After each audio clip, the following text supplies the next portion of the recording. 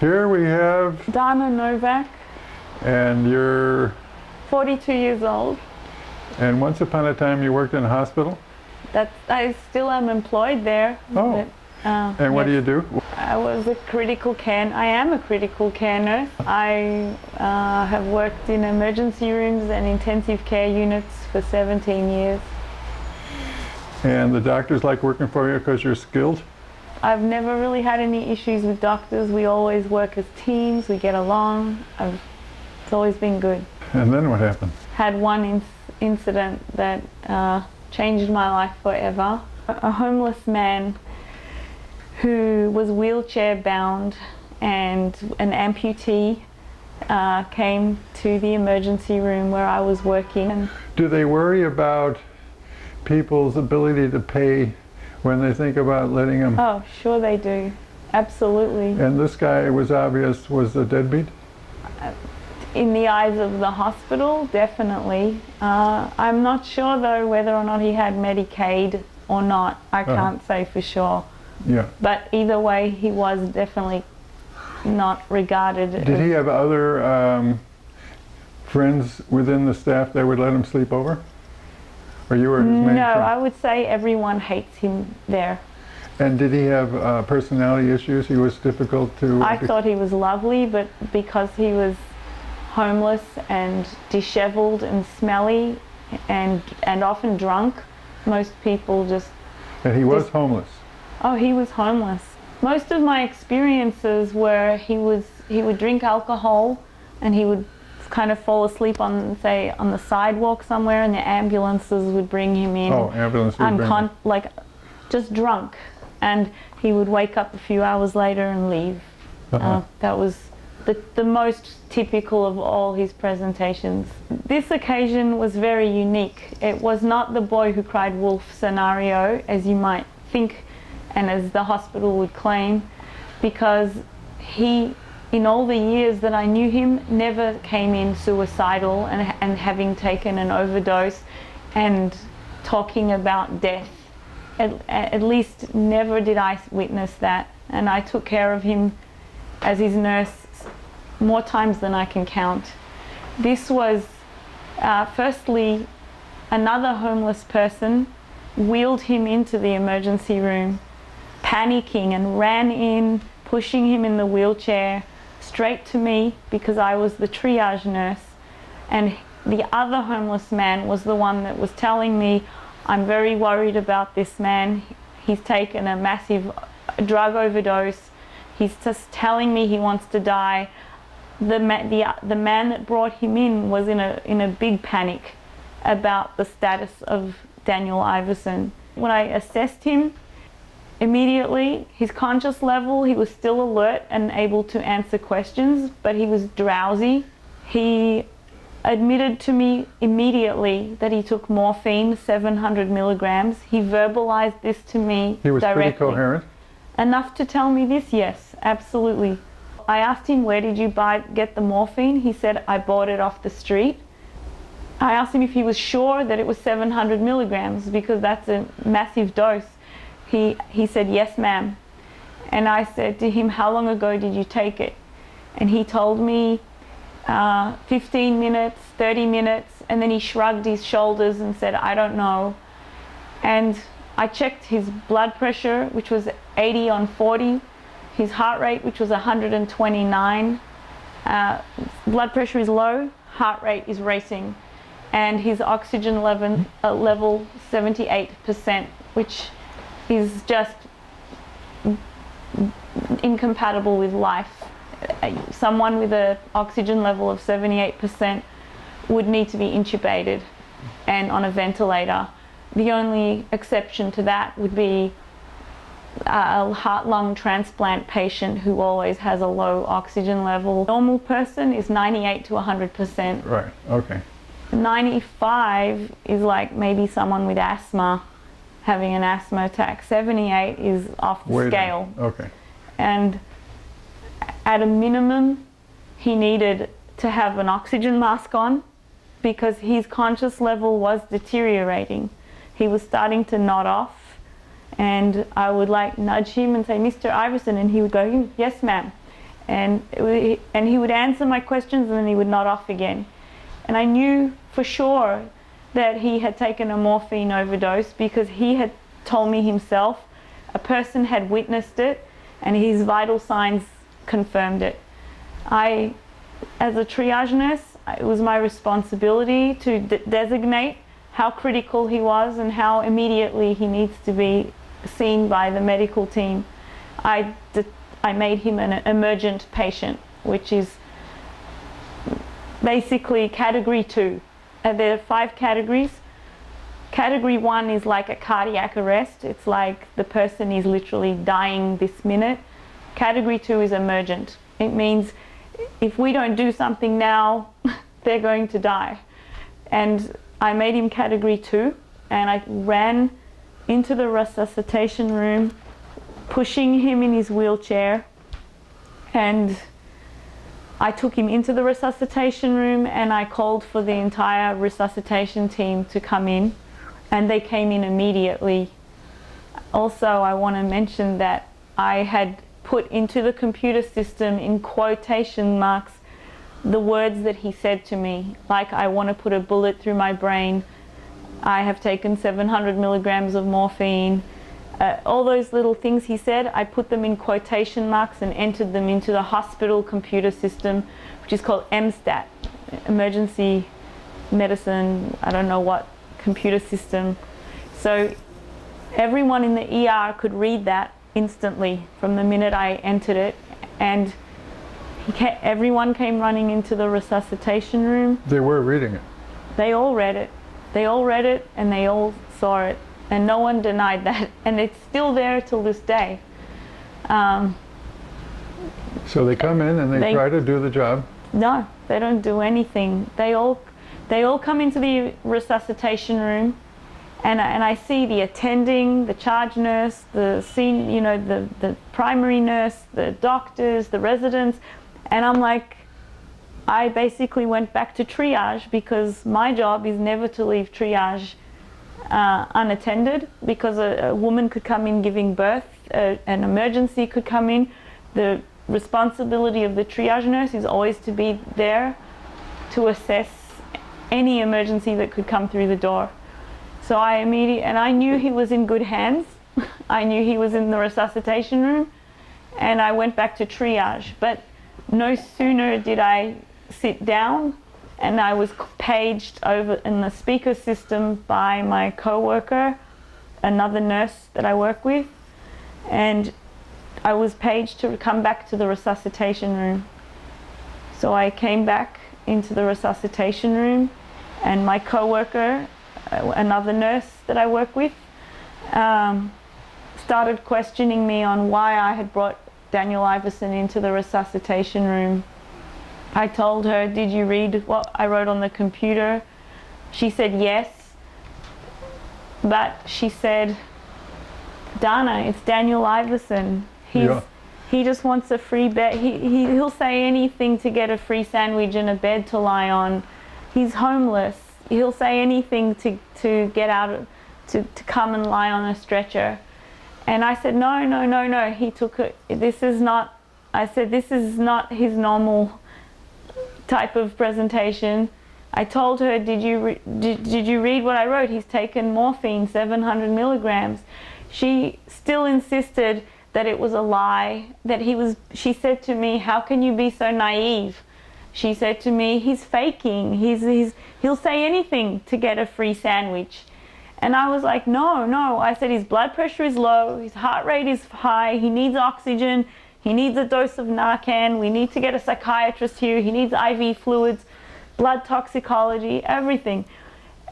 She argued with me and told me, Donna, he's manipulating you. He's manipulating the system.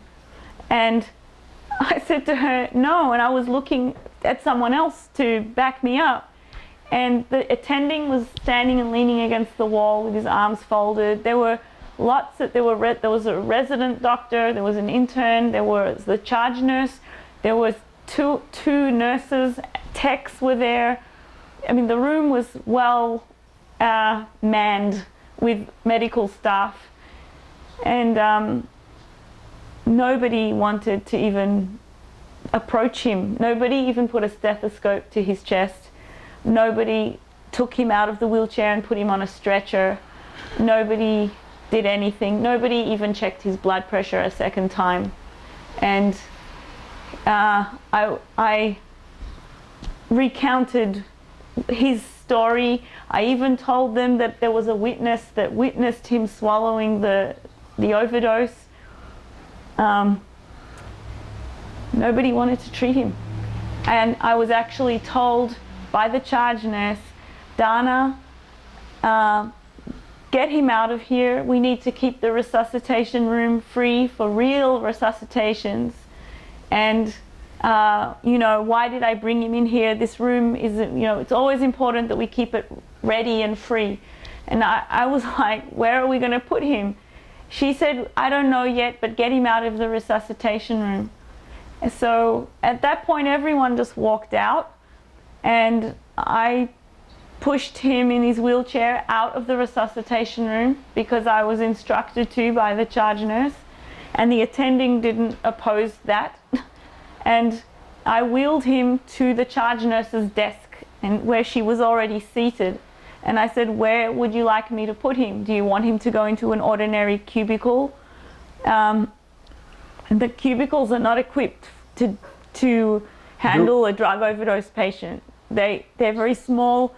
They have other patients there. There are family members there.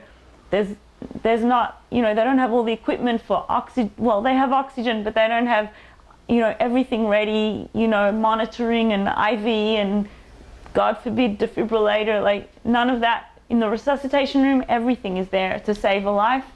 In the cubicles, it's just a little space. And there were no cubicles available.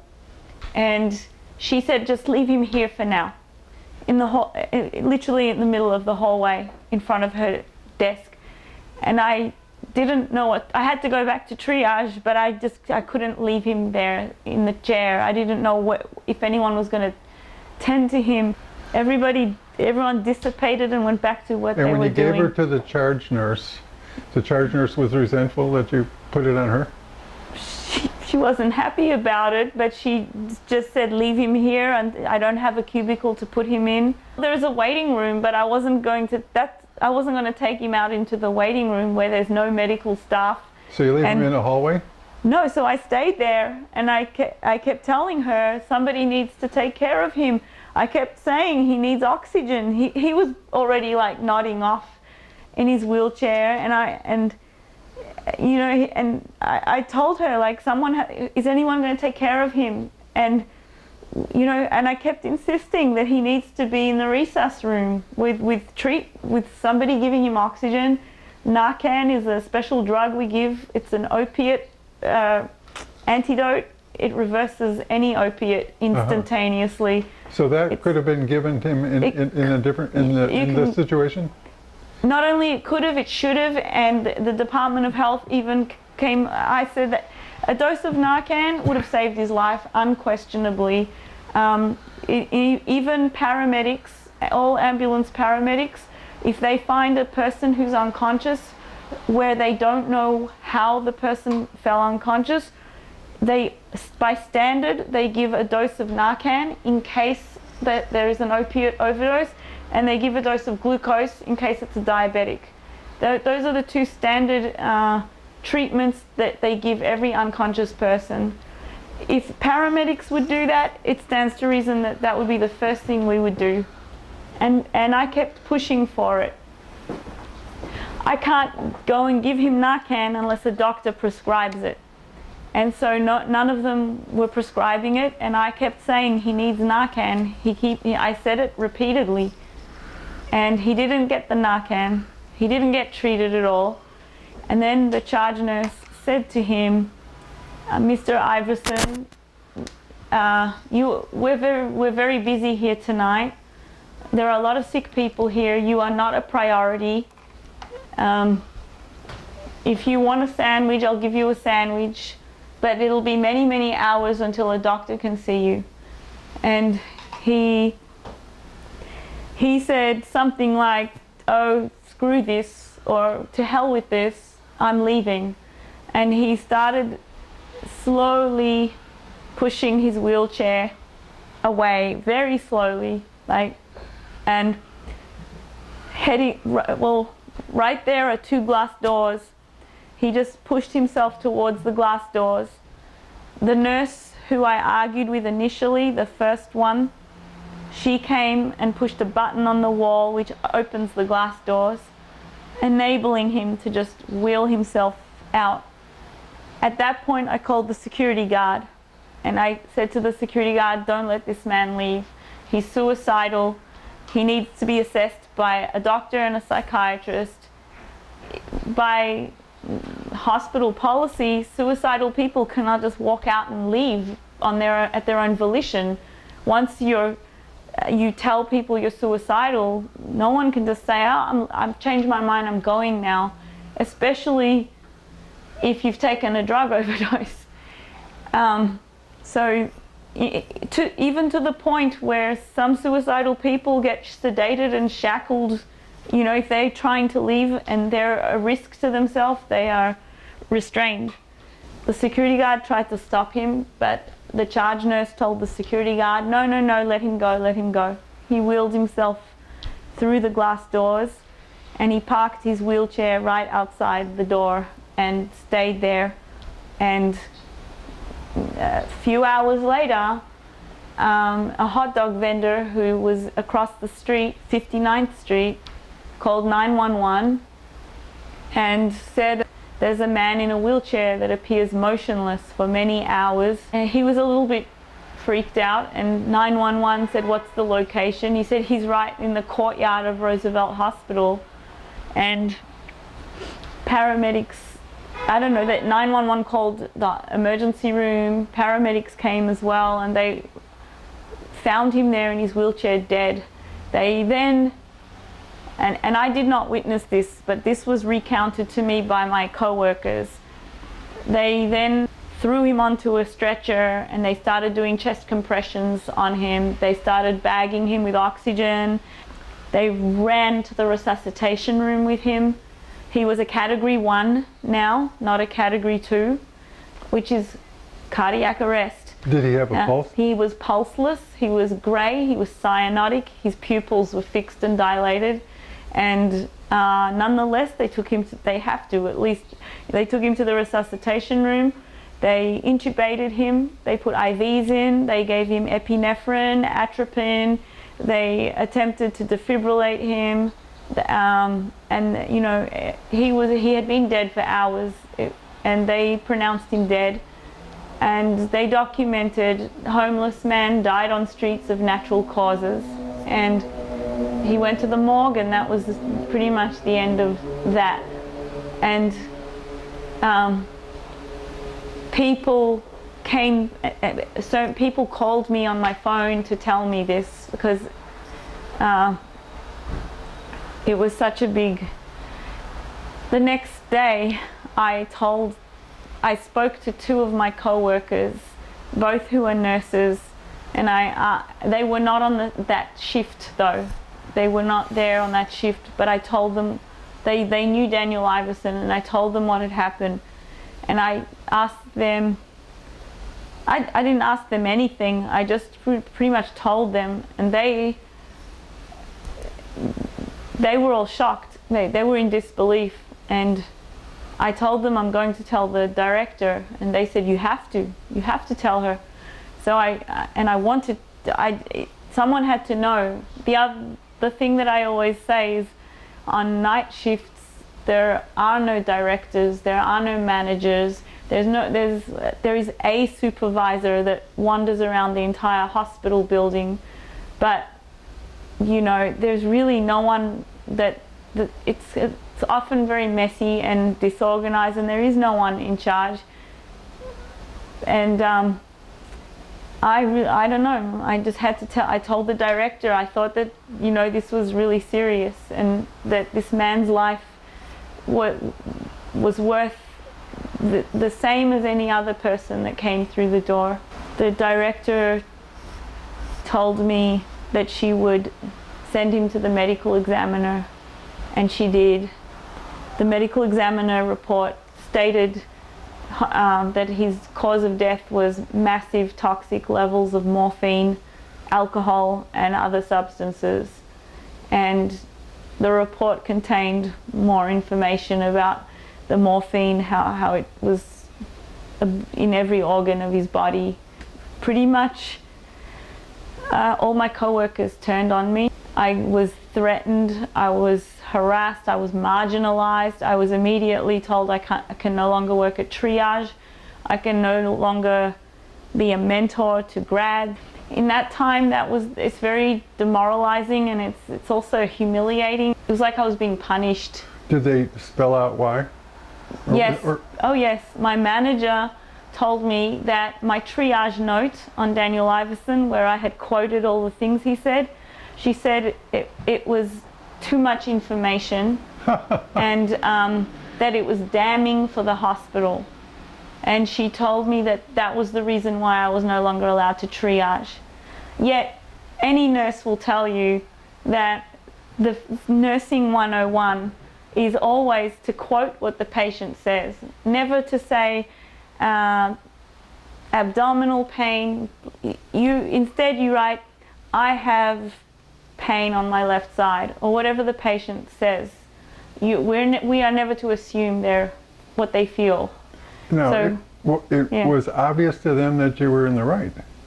Absolutely. That's why the hostility became so apparent. Only I didn't quite catch on to it in the beginning. I was confused I didn't understand why everyone was being so hostile to me. The first one who told you that you were being fooled by him. Yes, well, she was the ringleader of the whole thing. By her very nature, she's very bossy and overbearing. She also is the writer and producer, co-producer of Nurse Jackie. Oh, really? And yes, and she also takes most of the material for Nurse Jackie from her own personal diary. So there's something to think about. And then she came to me, asked me to come with her into a hallway.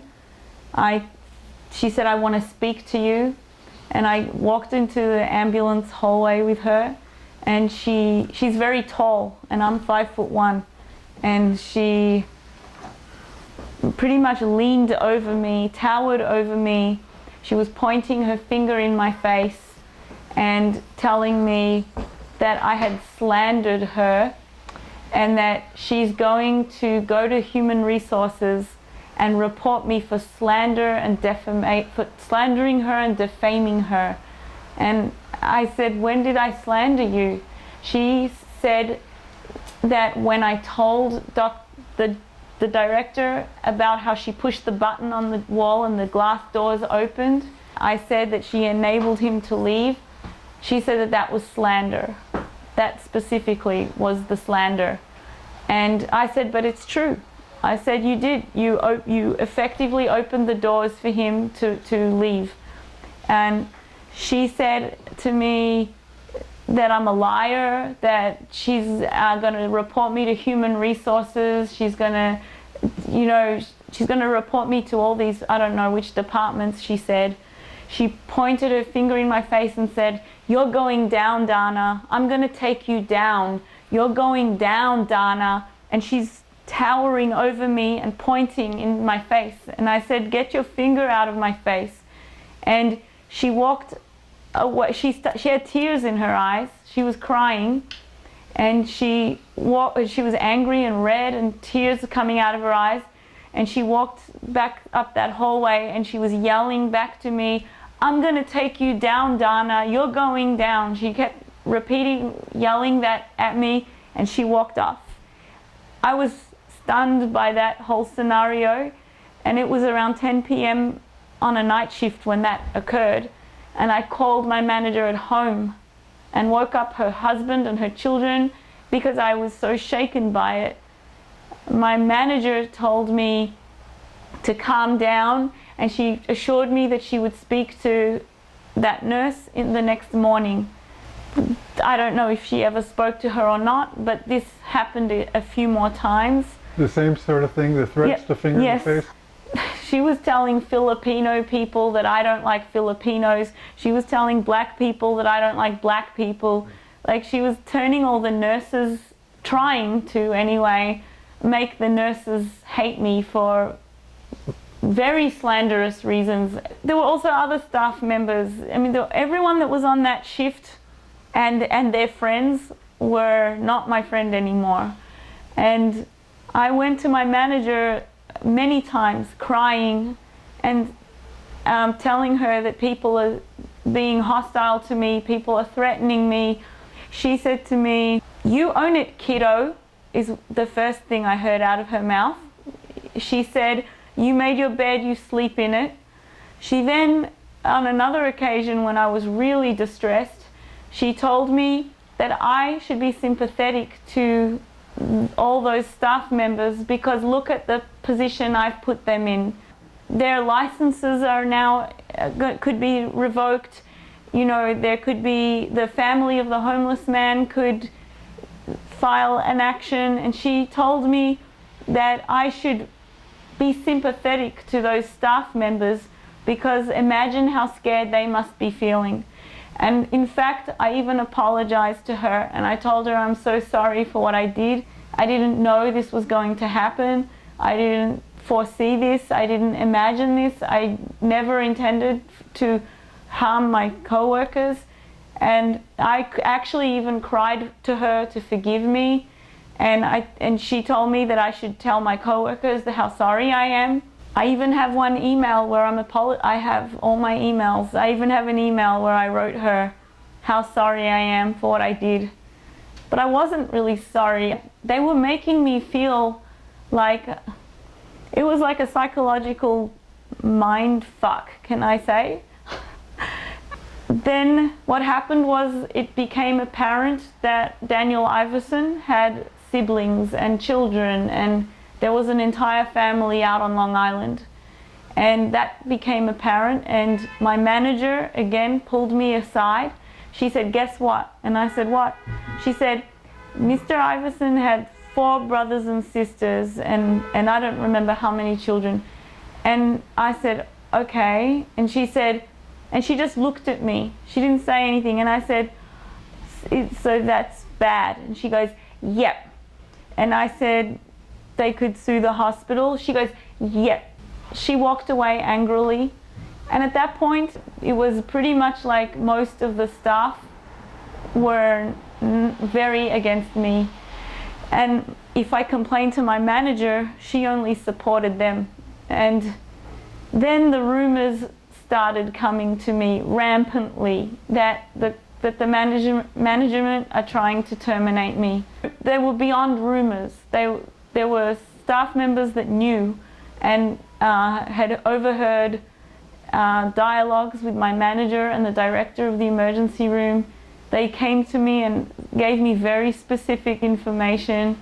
I even have emails that I could show you where they're warning me over Facebook, you know, that Eileen, my manager, and the director, that they are all out to terminate me. At that moment, I went to the union and I spoke with a union representative, and she was really kind and sympathetic, and she sat with me for a couple of hours, and I told her the whole story, and she said to me without any hesitation, she said, "Do you know what you are?"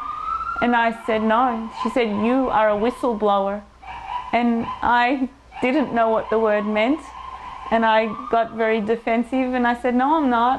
I said, all I did was tell the truth. And she said, "That makes you a whistleblower."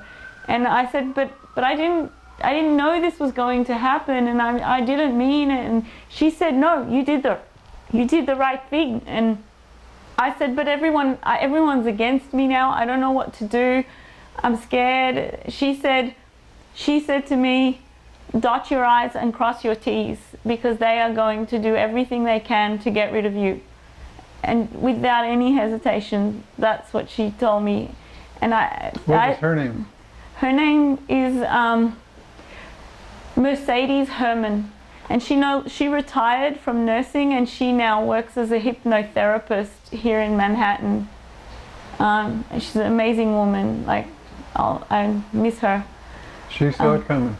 Pardon? She saw it coming. She was definitely the first one that really articulated to me what was going on, because up until then I was really confused. And so then, did you go dot your T's? Oh, the I's. pardon? Did you go cross your T's and dot your I's? I sure did. The thing is, I always did, so I wasn't really that, I didn't think like I had to really change my ways or do anything that I haven't. I was always a very thorough employee, like as a nurse, very thorough. I definitely always ran the extra mile for anyone, and anyone that knows me would verify that. I had perfect appraisals. I'd never been disciplined. Nothing. Then I could see the pattern that started to happen. There was a lot of slander, there was a lot of gossip, there was a lot of my friends were no longer my friends. The manager was awful to me. Who did you eat lunch with in the cafeteria? I would go outside and cry all through I would cry in the middle of my work day. People were so nasty, and I knew whoever I went to try and get some sympathy, you could tell they were all standoffish, and everything was just different. They wanted to fire me, but they had to find a way to fire me. They made quite a few attempts, actually. The union filed grievances each time. They were stupid. One time I had some blood on my scrubs, and I took my scrub top off, and I had a t-shirt and scrub pants on, and they told me that I was wearing inappropriate attire, and they tried to write me up for that. If you get written up 3 times, you're fired. They were trying to create something out of nothing. And it's very common for doctors and nurses to wear scrub pants and t-shirts and no scrub top anyway. There were a series of silly little things like that. The union filed a grievance and it was cleared. They were giving you a hard time. They tried different things. The union backed you up. What were some of the other things besides the t-shirt? During the summertime, I'd called in sick 2 or 3 times, and I was called into a meeting with my manager and told that she's giving me a warning. But in this period, the 17 years before that, no warnings? Not even one in all my career. Not one. And what got you fired now? You said you did get some warnings. Well, before I got fired, I'll just say this. My visa was about to expire, and I had accumulated all this vacation time. Well, 2 or 3 weeks vacation. And I decided that I'll fly home to Australia and renew my work visa in Australia. And at the same time, maybe I'll see my family, and I don't know, and spend time at home. During that time that I was in Australia, so what happens is Roosevelt Hospital gave me documents to take to the US consulate in Melbourne, Australia, and with those documents I can apply to renew my work visa. The documents they gave me were not solid documents, and when I presented them to the US consulate, I received a phone call the next day telling me, we can't accept these documents. Your salary on this document doesn't match your salary on that document. And they asked me to come in, actually. They asked me to come in to speak with them. And they told me that it's very unusual that an employer would send a set of documents with 2 different salaries. And they said that they cannot approve it unless they have they know that everything is matching. And so I apologized to the consulate people, and I called Roosevelt Hospital from Australia, and I told them, and I only had like 2 or 3 weeks vacation, like I had to be back at work. And I told them that there's a problem with the documents and that they're not matching up. The woman in Human Resources who had provided me with those documents acted like she was surprised, and she told me that she's so sorry and she doesn't know what happened, and that she'll have to look into it, and she'll try and get a second set of documents for me. And I told her, okay, you know, can you do it as quickly as possible? She said she'll do everything she can to help me. I also called my manager, Eileen, to let her know that there's going to be a delay potentially because my documents were not accepted at the consulate. Eileen acted nice about it and said that she'll even call the human resources woman to try and push her to speed things up. And so I waited another week, and at least a week, maybe more, and they eventually sent the second set of documents. I went to the consulate with the second set of documents, and again they were denied by the consulate. This time the documents were okay, but there was no signature by the employer at the bottom. And they said to me, again, they said to me that they've never seen a visa petition that hasn't been signed. He said, like, they said it was just unheard of to them. And they said it's very bizarre. And I asked them, come on, you know, they forgot to sign it. Can you just give me my visa? They absolutely would not. They would not and could not without a signature. The documents were not even meaningful. So at this point, the people in the consulate knew me, and they were thinking something fishy was happening. I had to then go and call Roosevelt Hospital again, spoke to the woman in human resources. Her name was Young Lee. She handled all the visas, and I spoke to her and I said, the second set of documents you sent me are not being accepted. There's no signature on them. She said, oh my God. Oh, I'm so sorry. And oh, how could I? She acted surprised and in disbelief. And at this point, we're now, you know, less than a week from when I'm supposed to return to work, and I don't have the visa in my hand. And I called my manager, and she got angry at me, and she said, no matter what, you have to be back at work on this particular date. And I told her, I'll do the best I can, but I have to wait for the third set of documents to arrive. They eventually sent the third set of documents, and they were fine, and they were accepted by the consulate, the US consulate, and I was granted the visa. But at that point, I'd already been in Australia something close to 2.5 to 3 months. Wow. Yeah, because it took that long for the third set of documents to arrive. My manager was yelling at me on the phone that I have destroyed the work schedule and that other nurses have to cover my shifts for me. And how many conversations did you have with the manager?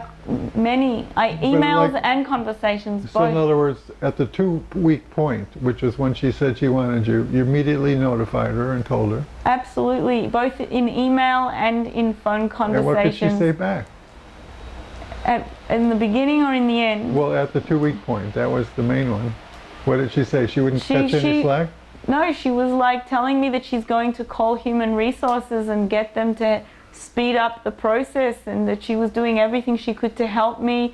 And it took 2 more months. Yeah. When I finally did get my visa, I was already way overdue to have returned to work, and my manager was angry with me. She told me that other nurses had to all work my schedule, and that I had created this big mess in the emergency room by not returning to work on time.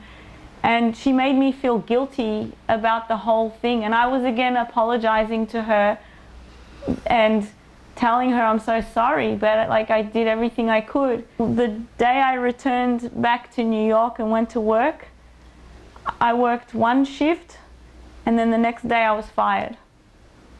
And this was after 3 months in Australia trying to get my visa. And then I came back, I was fired the very next day. And what was their language? The reason I was fired is because when I came back, I was talking to JC Orozco, the doctor I worked with in the ambulance hallway, about a very, very serious and personal matter that was pressing at the time. And we talked, and then when we walked out of the hallway, all these nurses came over to us and started yelling, specifically one nurse, but started yelling at me. They were all yelling at me. And this is an irony. It was actually my dinner break anyway. But they still claimed that they didn't know where I was, and I was MIA, was the word they used. Missing in action. They said, you were MIA, we didn't know where you were, take your bag and go home. Like that. I was arguing with them, and Dr. Orozco was arguing with them. You were taking care of patients on a shift. It was sort of your dinner hour. But you were talking with them on the premises in the ambulance hallway. In the hub of the emergency room. And you were aware that the patients that you were treating were situations that didn't require your attention. They were all healthy. There were 3. One had a sprained ankle, and the orthopedic surgeon was with him. And I had even documented in the computer that the patient is fine, the orthopedic surgeon is attending to him. The other patient was a young man who had a panic attack earlier, and now he was sitting up and talking on his cell phone, and he looked great. And the other one was a young woman who was in her 20s that had a yeast infection, and she was waiting for a prescription. She was walking around. She was even dying to leave. Those were my 3 patients. In fact, that's why Dr. Orozco and I were talking at that time, because I had no sick patients. And we talked, we emerged from that hallway, and this nurse, Sabrina, started yelling at me that I was MIA and that they were looking for me to cover me for my dinner break, and that they didn't know where I was, and I should take my bag and go home.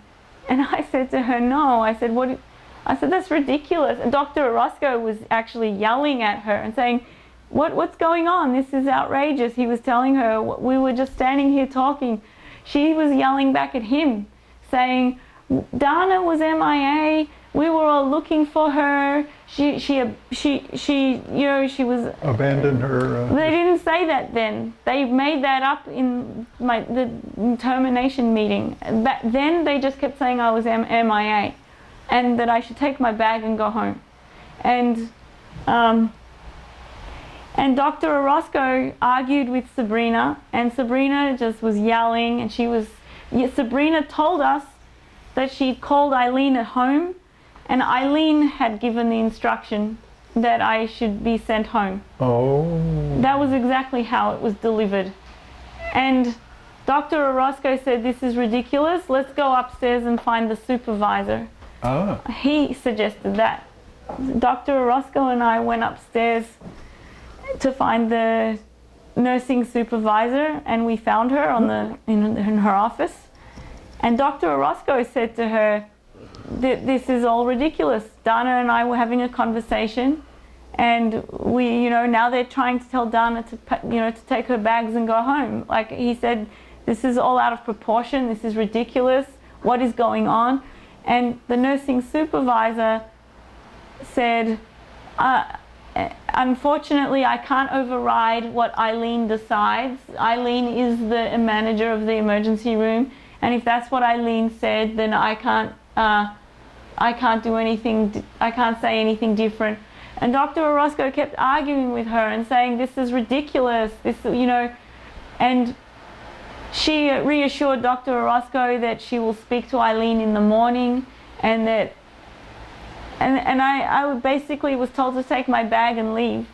And so I did. And it was the first time in all my life that I've been sent home from work, like a little schoolgirl. And I went home, and I was really confused and really worried, and I had a very strong feeling that this was Daniel Iverson related completely.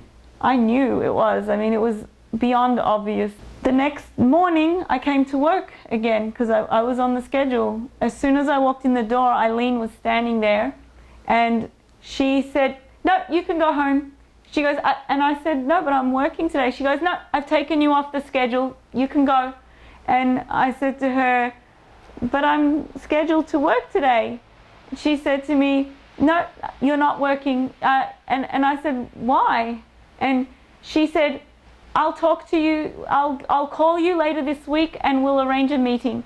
And she was very blunt.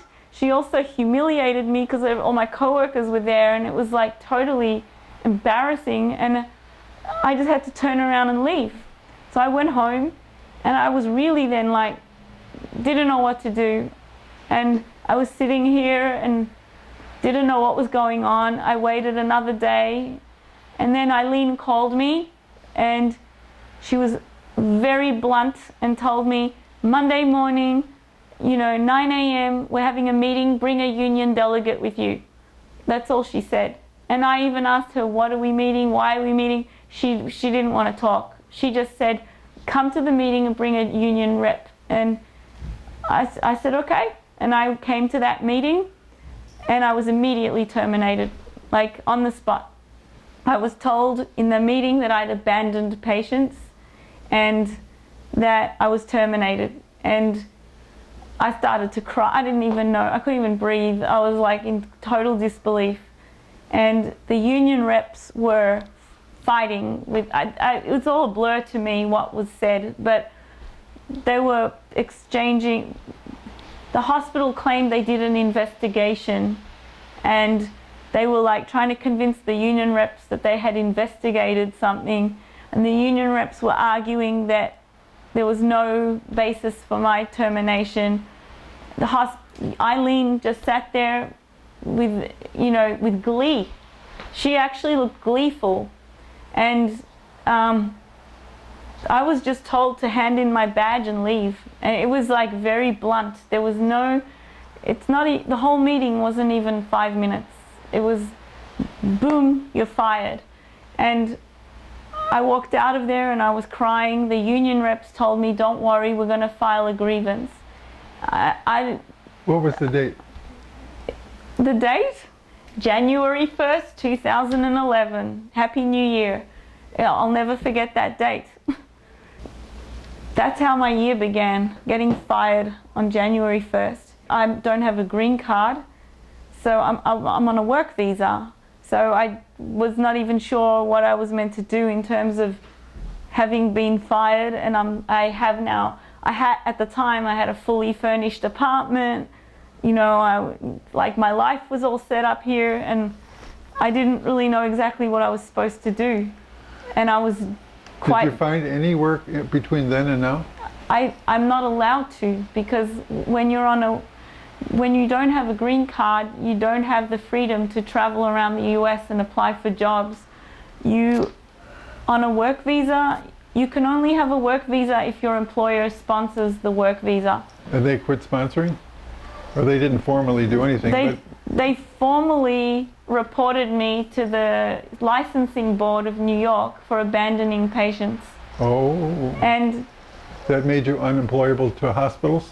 Well, they were doing an investigation, so it doesn't even matter. I couldn't apply for jobs if I wanted to. Okay. And but the union was telling me, we're going to file a grievance, we're going to have a grievance hearing. Donna, keep your head up, hold your chin up. This is, we've got you. And so many weeks I sat here until this grievance hearing happened. And I went to the grievance hearing, which is otherwise known as a kangaroo hearing, because the hospital human resources are the judge and jury. And I sat through the hearing, and then they still said, you're fired. So and you told your story? Yeah, I did. In fact, I think that I don't remember the name of the woman that was playing the role of a judge, but I think she genuinely felt bad for me, but that she was under the orders of higher up people. And so then that went to a full employment arbitration at the American Arbitration Association, which is basically like a court case in every way. And that dragged on for 1 year and 9 months. And Wow. Yep. How many hearings? Actually 5 or 6, but every time. Couple of months apart. Yeah, because the hospital brought like 14 or 15 witnesses against me, and on their side of the table was this panel of lawyers, and they kept bringing in witness after witness, and then there was just me and my union reps on the other side of the table. Me and the truth, them and all their lies. The union has their own attorney. I got an attorney, and so they acted as co-counsels to each other. They both represented me. Pardon? They got along good? Yeah, yeah. I mean, and it's one arbitrator? One arbitrator. And what was he like, or she like? He was lovely.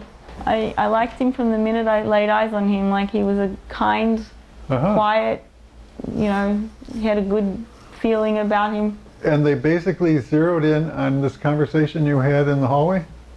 Half the arbitration was about that conversation in the hallway.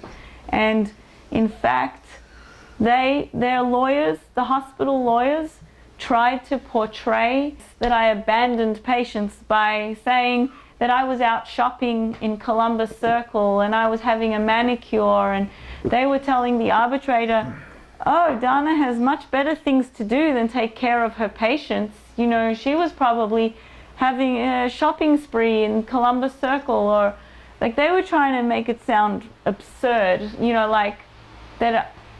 And the thing that was really difficult is that A, it was all lies, and B, that I didn't know who these people were. They were like talking like they knew me, and everything they were saying was just so now, blatantly. This was lawyers, or these were witnesses? Lawyers that were employed by the hospital. Wilson Elser. But they weren't pretending to be witnesses. They were just using lawyer tactics to pretend that they were describing what the witnesses said. Because they had the burden of proof, they spoke first. So if you think of 1 year and 9 months, I'd say 1 year and 5 months was all them talking and talking and talking about me, and me sitting there in silence. So I had to just sit and listen for through all of it. And they lied and lied, and then they brought witnesses in and they all lied. And it was just surreal. I didn't even know who some of the witnesses were. I'd never seen, there was you know, like the director of critical care. I didn't even know who she was. She actually took the witness stand. She sat on the edge of the chair, and her name was Mahalia Venturanza. And she started pointing at me and screaming, "You let Roosevelt Hospital down. You let Roosevelt Hospital down, Donna." She was looking me dead in the eye across this huge arbitration room and pointing and yelling at me that I let the hospital down. And the arbitrator in his final decision, which is next to you, it's this thick, he made an entire page reference to Mahalia Venturanza's demeanor. He said he could sense the determination to fire me. He said it was like, it was palpable. He made a lot of references to her and others. Did that sway him for you or against you? For me, very much for me. And it was very obvious. I mean, I was sitting there going, "Do you know me?" I didn't even know who she was. I was asking the union rep, "Who is she?" He's whispering in my ear, "Oh, she's the head of critical care." I'm like, I've never met her before. And he says, "Oh yeah, she usually works upstairs in the ICU." There was so much. Then my lawyers subpoenaed the video surveillance because we were trying to prove that I was not out shopping in Columbus Circle. I was standing and talking to Dr. Orozco. They were trying to prove that I was not even in the building, that I just left and abandoned my patients completely. They were really like out to prove that I was not even in the hospital at all. And so we subpoenaed the video surveillance, and so then my lawyers subpoenaed the emails between the security department and the director, and to see why the videos were destroyed. And all these emails emerged, and there was, I don't remember, I don't want to make things up. I don't know who now. There were clear instructions to destroy those videos. Oh, that was shown up. Absolutely. And that was bad for me because it created a gray area where the arbitrator was being told I left the building and I couldn't prove that I was there because the video was destroyed. Well, in your story, while you're talking in the hallway, yeah, that's when the nurses come up to you and say, take your bags and go, right? No. So they knew. Oh, yeah, not only that, when they claimed that I was missing in action, MIA, this is the irony of all. Eileen tried to say, she said, I'm pretty sure she said it in the grievance hearing for sure, and I'm pretty sure she said it to the arbitrator as well, but don't quote me on that. She tried to say that she was worried about me and that she asked the security guards to find me on the camera to make sure that I was okay. And the security guard found me and I was talking to Dr. Orozco in the ambulance hallway. And so she was relieved that I was there and I was okay. She definitely said that in the hearing. She lied and she got caught in her own lie because that was the truth. She did in fact ask them to look for me on the cameras, and they did find me talking to Dr. Orozco, and Sabrina asked her, do you want me to go and get her? And Eileen said, no, let her stay and talk to Dr. Orozco. When they finish talking, tell her to take her bag and go home. Wow. And Sabrina testified to that, and so did Eileen. And Eileen's own testimony contradicted itself depending on who was questioning her, and then she had to also provide written statements, and they contradicted things she said. In fact, everybody there pretty much was... So the arbitrator could see these contradictions? Oh, it was so obvious. It was like, I think he was even laughing at some moments. It was just so unnerving. Because I was not allowed to speak through any of it, and all these people were talking about me, and she did this and she did that, and she went shopping, and I had to sit there and not say a word for a year and a half while all these witnesses were coming in and giving versions of whatever.